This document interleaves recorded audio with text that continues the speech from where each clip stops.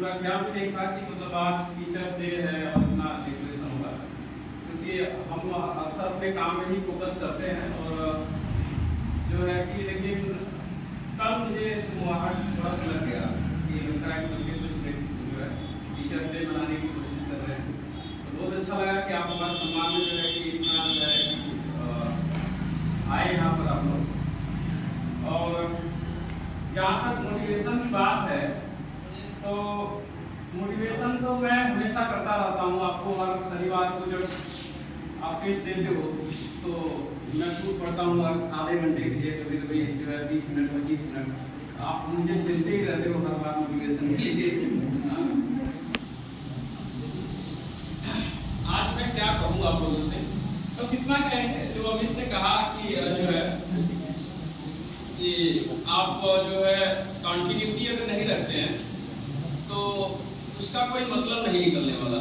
और ये मैं आपको कई बार कहानी सुना चुका हूँ और मेरे जीवन को बहुत इंस्पायर करता है कहानी, जिसमें कि मैंने आपको एक कछुआ और खरगोश का सीट पर कहानी बताया था। थोड़ा रुकिए बस 5 मिनट। तो 5 जो है कछुआ और खरगोश, ये आप अगर इस कहानी को अपने जीवन में उतार लेंगे तो मान लीजिए आप अपने कंपटीशन को पार कर गए। देखिए एक कछुआ होता है और एक खरगोश होता है, और आपने बचपन में कहानी सुना होगा। उस कहानी को आपने सुना, अगर उस कहानी को अगर आप समझ जाते हैं तो मान के चलिए कि आपका जीवन सफल है। कछुआ और खरगोश में कंपटीशन की बात होती है। जैसा कि आप पता है कि कछुआ बहुत धीरे धीरे चलता है और खरगोश बहुत तेज दौड़ता है, फिर भी यहाँ पर कंपटीशन की कोई बात ही नहीं हो सकती है। उनकी स्पीड में जमीन आसमान का फर्क है। फिर भी कछुआ बेचारा क्या करता है, आगे पीछे कुछ नहीं सोचता है और वो कंपटीशन में भाग लेने के लिए आ जाता है। और खरगोश को पता होता है अपना स्पीड, उसको अपनी क्षमता पता होती है कि हम इतना तेज दौड़ते हैं तो हमारे लिए तो ये बहुत नॉर्मल सी बात है, कछुआ को हराना हमारे लिए कठिन काम नहीं है। तो ये वो जानता था, लेकिन कछुआ ने कभी ये नहीं सोचा कि हमारे सामने कौन दौड़ रहा है।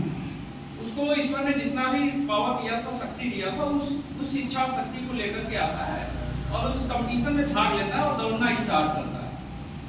और होता ये है कि खरगोश बहुत तेजी से दौड़ते हुए जाता है और देखता है कि कछुआ काफी दूर छूट गया, तो वो अपना थोड़ा सोचता है कि आराम कर लेते हैं, फिर चलते हैं।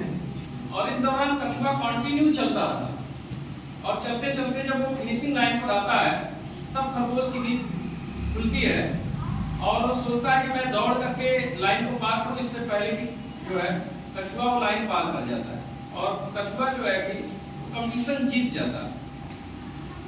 इस कहानी से आपको क्या जीवन में सीखना? देखिए सेम वही आपके साथ होगा।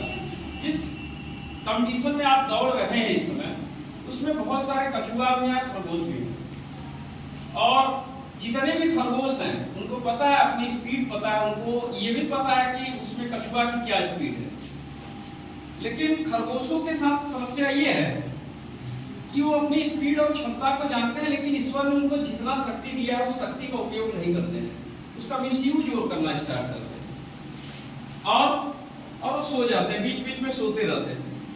और कछुआ के साथ ये पॉजिटिव है कि उसने कभी सोचा ही नहीं कि हमको क्या करना है क्या नहीं करना है। उसको बस इतना पता है कि ईश्वर ने मुझे जितना भी शक्ति दिया है उस शक्ति से मुझे दौड़ना है, बस वो दौड़ना जानता है जितना भी उसको पावर मिला होगा। और इसी नियत की वजह से वो जीत जाता है और खरगोश हार जाता है। आप भी वही कर रहे हो। इसमें बहुत सारे कछुआ भी हैं, खरगोश भी हैं। खरगोश चाहे तो एक झटके में कंपटीशन निकाल सकते हैं, लेकिन उनके साथ ऐसा होता नहीं है अमूमन। और कछुआ धीरे धीरे धीरे धीरे धीरे धीरे चलते चलते चलते चलते एक दिन कंपटीशन निकाल लेता है। और वही खरगोश बगल में बैठा हुआ कहता है कि यार हमारे सामने कभी पढ़ता था, ये बहुत कमजोर था ये पढ़ने में, हमारे आगे तो कुछ हैया नहीं था, लेकिन आज ये कंपटीशन निकाल लिया और हम कंपटीशन नहीं निकाल पाए। तो उसके पीछे वो तमाम तरह का एक्सक्यूज देना स्टार्ट करता है कि यार हमारे सामने तो ये समस्या हो गई, हमारे साथ तो ये समस्या हो गया। तो देखिए जीवन में जब भी आदमी असफल हो जाता है, निश्चित रूप से उसके पीछे एक्सक्यूज देता है। लेकिन एक्सक्यूज मेरे हिसाब से एक्सक्यूज आदमी जो कमजोर व्यक्ति होता है वही अपनी असफलताओं के पीछे का एक्सक्यूज देता है। जो कठोर व्यक्ति होता है और सही मायने में सही व्यक्ति होता है वो अपनी असफलताओं के पीछे का एक्सक्यूज नहीं देता है, वो असफलताओं से सीख करके आगे बढ़ने का प्रयास करता है और जीवन में कोशिश करता है कि जो हो गया वो हो गया, आगे बढ़ा जाए। तो आप भी, मैं यही कहूँगा कि जीवन में देखिए सफलता असफलता लगा रहता है, और ये तो बहुत छोटी सी मैं बात करता हूँ कि आपका सरकारी नौकरी पाना ये जीवन का सबसे छोटा काम और पहला कदम है। सरकारी नौकरी पाने का मतलब है कि आप अपने जीवन में खाने जीने का रास्ता आप तलाश लेते हैं। इसके बाद जीवन की आगे की लड़ाई और जीवन जीने का तरीका वो आगे निर्भर करता है कि आपकी सोच क्या है और आप किस तरह से अपना जीवन जीते हैं। फिलहाल ये यहाँ पर जब आप पाते हैं तो सरकारी नौकरी मतलब आपके खाने जीने का और एक कैरियर का आपका माध्यम होता है। फिलहाल जीवन जीने के तमाम तरीके होते हैं। आप पेपर में अक्सर पढ़ते होंगे, कोई IAS अधिकारी था, फांसी लगा लिया ना, और कोई भीख मांग रहा है, आज तक फांसी नहीं लगाया।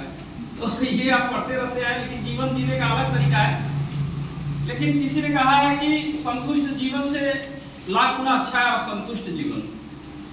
तो अभी आप संतुष्ट जीवन ना जिए। हर जीवन में देखिए, हर एक मोड़ पर जैसा समय होता है उसी तरह का जीवन जीना होता है, और ऐसा आपके साथ भी है। आज आपके साथ समय, इस समय आपका जीवन जीने का नहीं है, इस समय आपको स्टूडेंट लाइफ में मेहनत करने का समय है। समझ रहे हैं? आपको आज मेहनत करने की आवश्यकता है। जीवन में और आगे बढ़ेंगे, अपने आप को सेटल करेंगे, पैसा कमाएंगे, परिवार बनाएंगे, फिर लास्ट में आप भगवान की तरफ जाएंगे, ईश्वर की तरफ जाएंगे, अपने मोक्ष की तरफ जाएंगे। तो हर एक जीवन में पड़ाव होता है। अपने जीवन के पड़ाव को समझिए कि आप किस पड़ाव पर हो और उस पड़ाव पर आपको कैसा काम करना है। ये पड़ाव जो आपका है इस समय आपको कैसा काम करना है और आने वाले समय में कैसे काम करना है। और एक बात ध्यान रखिएगा, जो जीवन में सफल होता है, अक्सर मैं देखता हूँ अपने स्टूडेंटों को मैं नसीहत दूंगा कि सफलता के बाद अपनी माटी को याद रखिए और उन लोगों का हमेशा साथ दीजिए जो आपके बुरे वक्त में आपके साथ रहे, चाहे फाइनेंशियल चाहे मानसिक रूप से आपको दृढ़ बनाए, क्योंकि आसान नहीं भूलना चाहिए आदमी को। तो एहसान आप हमेशा ध्यान रखिए और एक कोशिश करिए कि आपके घर में आपके माता पिता हैं, वो आपकी परवरिश में अपना पूरा जीवन न्यौछावर कर दिए हैं। अगर कभी उनकी आवश्यकता हो और उनको सहारे की जरूरत हो तो आप सहारा बनिए। कभी कभी बड़ी दिक्कत हो जाती है शादी होने के बाद, पत्नी कहती है कि हमारे साथ रहिए, आप हमारी सुनते नहीं, आप हमसे कम प्यार करते हैं। उधर माता जी खुल जाती है कि जो भी है अपनी पत्नी का सुनता है, दूसरे का सुनता नहीं है, तो मेरा बच्चा बिगड़ गया है। ठीक है, अब माँ का लाडवा करेगी, आप बीच में अटक गया है। तो बड़ी समस्या हो जाती है जीवन में। ये जीवन के दो राह पर आप कभी कभी खड़ा हो जाएंगे और आप डिसीजन ही नहीं ले पाएंगे कि क्या सही है क्या गलत है। लेकिन आप इत्मीनान से और मन लगा के जब सोचेंगे, चीजों को आगे देखेंगे, तो तमाम रास्ते आपको मिलेंगे। सामंजस्य बनाने की कोशिश करिए जीवन में।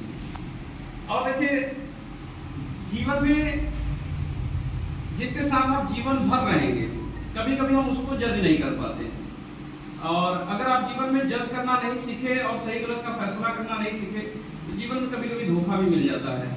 तो धोखों से सावधान रहिए और कोशिश करिए। देखिए, आदमी अपने तरफ से ईमानदार रहेगा तो हमेशा ईमानदारी ही सोचता है।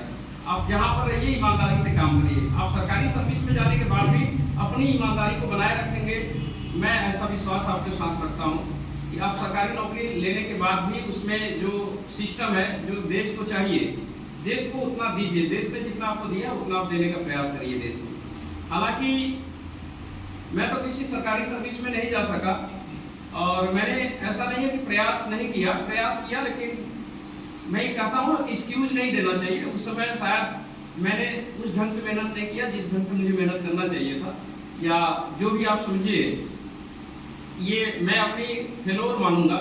लेकिन एक चीज में मुझे खुशी होता है कि शायद मैं एक सरकारी सर्विस में चला गया होता तो सिंगल एक ही सरकारी सर्विस में करता, लेकिन आज मैं यहाँ पर होने की वजह से मैंने 20 लोगों को सरकारी सर्विस अब तक दिला दिया है।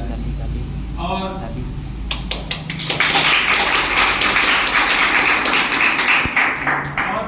मुझे बस इस बात की खुशी होती है कि चलिए कम से कम मैंने ऐसे स्टूडेंटों को जो है कि मार्गदर्शन देने का प्रयास किया जिन्होंने कि जो गांव में रहते हुए भी सफलता को प्राप्त किया। देखिए गांव के बच्चे होते हैं बहुत परिश्रमी, जो बहुत मेहनती होते हैं, इतने मेहनती होते हैं कि उनके मेहनत को जगा देना सबसे बड़ा काम होता है टीचर का।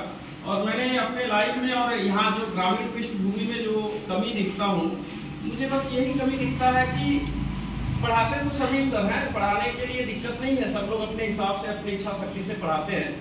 कभी कभी ये चीज़ मैं देखता हूँ कि जो बच्चों में मोटिवेशन होना चाहिए, जो संस्कार होने चाहिए और उनको अपने काम के प्रति जो अवेयरनेस होनी चाहिए, वो हम लोग जगा नहीं पाते हैं और यहीं पर हम लोग फेल कर जाते हैं।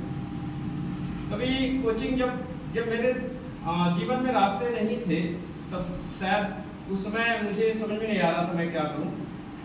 तो एक बार मैं, चूँकि सन 2000 से पढ़ाना स्टार्ट किया था मैंने अपने जीवन में, तो सन 2000 से आज 22 साल हो गए मुझे पढ़ाते हुए। तो मैं शुरुआत में छोटे बच्चों को पढ़ाता था, फिर बाद में बहुत कई सालों तक इंटर क्लास को पढ़ाया, इंटर में फिजिक्स पढ़ाया मैंने 4-5 साल तक। उसके बाद फिर जो है कि जीवन में कुछ ऐसी भी सिचुएशन आई कि मुझे फिर बाहर जाना पड़ा, कंपनी के लिए काम करना पड़ा। फिर बहुत स्ट्रगल भरा समय आ गया था जॉब छोड़ने के बाद। उसी दौरान में अपने सिस्टर की शादी करनी हुई, तो थोड़ा सा वो भी मुझे पैसा लगाना हुआ, तो मैं एक समय के बाद कर्ज में भी डूब गया। उसके बाद मुझे रास्ते नहीं दिख रहे थे, मुझे क्या करना चाहिए क्या नहीं करना चाहिए। लेकिन देखिए जीवन में अगर आप धैर्य रखेंगे तो रास्ते अपने आप बनते चले जाते हैं। क्योंकि मैं धैर्य रखा रहा, क्योंकि मेरा ये अक्सर मेरा समय इसी में बीता था, टीचिंग लाइन में ही बीता था, तो मैंने अपने प्रोफेशन को ही अपना धैर्य बना लिया और इसी में मैंने सोचा कि इसी में किया जाए कुछ। तो इसलिए मैंने जो है यहीं पर अपना मेहनत स्टार्ट करना शुरू किया। और सबसे पहले मैं यहीं पर जो है मगारी में जब कोचिंग पढ़ाने के लिए आया, तो साथ में जो बगल में हॉस्पिटल होता है वहीं पर मैं जो है कोचिंग स्टार्ट किया। शायद उस समय मेरा थोड़ा सा कम उम्र भी था, 4-5 साल पहले की बात है।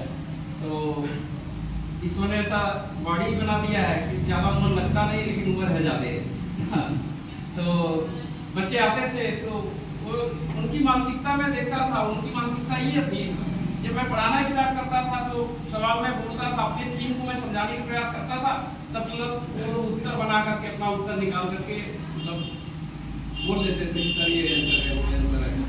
तो इसके बाद मुझे लगा कि यहाँ के बच्चे जो है कि ज़्यादातर कोशिश ये कर रहे हैं कि नहीं मुझे सब कुछ आता है और वो अपने आप को सर्वश्रेष्ठ यहाँ पर साबित करने की कोशिश कर रहे हैं। मुझे ये बात से बहुत झुंझलाहट होती थी, क्योंकि मैं जानता था कि कंपटीशन मेरे सामने अपने आप को सर्वश्रेष्ठ दिखाना नहीं है। कंपटीशन उन लाखों लोगों की भीड़ में आगे निकल जाने को कहते हैं।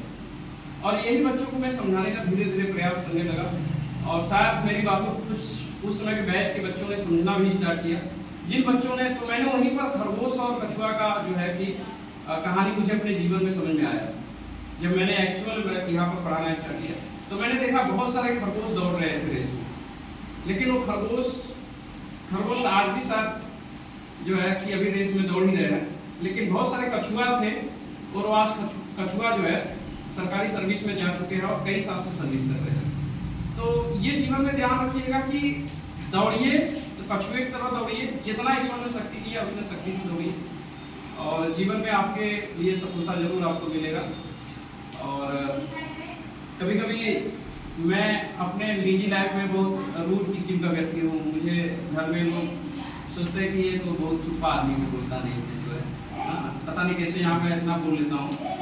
तो मैं बहुत ही ज़्यादा बोलने वाला व्यक्ति तो हूँ नहीं, और घर पर भी मेरा जो जीवन है बड़ा शांत स्वभाव का है और बहुत नॉर्मल स्वभाव का है।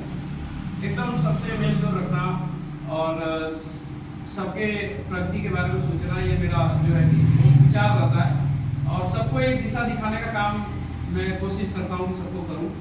इसलिए मेरा जीवन का लाइफ स्टाइल भी यही है। मैं रोज सुबह 4 बजे से पहले उठना मेरा हमेशा जीवन का काम है। 4 बजे से पहले उठते हैं और 4 बजे से पहले मैं आप लोगों से भी यही कहूँगा कि आप भी अपने जीवन में कोशिश करिए। ऐसे कोशिश करने से होता है, हो सकता है मेरा उम्र हो गया इसलिए मैं रात को नहीं पहले जाग जाता हूँ, आपका उम्र है अभी सोने का, आप सो रहे हैं, लेकिन कोशिश करिए कि सुबह में उठिए।